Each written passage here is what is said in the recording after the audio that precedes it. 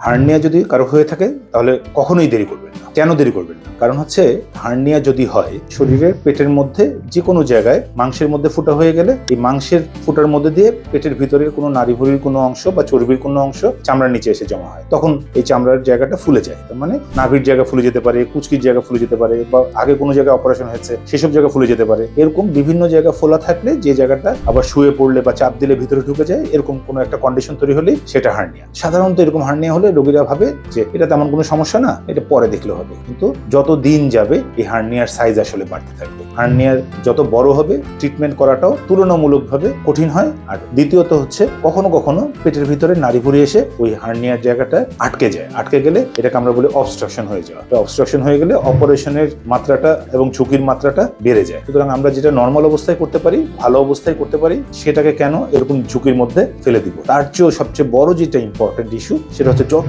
দিন যাবে হার্নিয়ার কন্টেন্ট মানে যে জায়গাটা ফুলে গেছে সেই জায়গায় দিন দিন জিনিসপত্রের পরিমাণ বাড়তে থাকবে, এবং এই জিনিসপত্রের পরিমাণ বাড়তে থাকলে ফুটার পরিমাণও জায়গার পরিমাণও বাড়তে থাকবে। অ্যাবডোমিনাল ওয়াল তার মানে আপনার বডির সক্ষমতার পরিমাণ, যে ওয়ালের সক্ষমতার পরিমাণ দিন দিন কমতে থাকবে, উইক হতে থাকবে। তার মানে হার্নিয়া অপারেশনের যে সাকসেসফুল রেট, এই সাকসেসফুল রেটটা আপনার ক্ষেত্রে কমে যাবে। সুতরাং কোনো কারণ নেই দেরি করার। অপারেশন হোক, হার্নিয়ার চিকিৎসাটাই একটা অপারেশন করা। এই অপারেশনটা আপনার যত দ্রুত সম্ভব তত তাড়াতাড়ি করবেন। আর মনে রাখবেন যে হার্নিয়ার অপারেশন দুইভাবে করা যায়, একটা কেটে একটা মেশিন দিয়ে বা ল্যাপারোস্কোপির মাধ্যমে। আধুনিক চিকিৎসা সবসময় চলে আসছে ভালো এবং রোগীর সুবিধার কারণে। সুতরাং আমি ডাক্তার হিসেবে, সার্জন হিসেবে অ্যাডভাইস করি সবসময় হার্নিয়ার অপারেশন ল্যাপারোস্কোপির মাধ্যমে করবেন।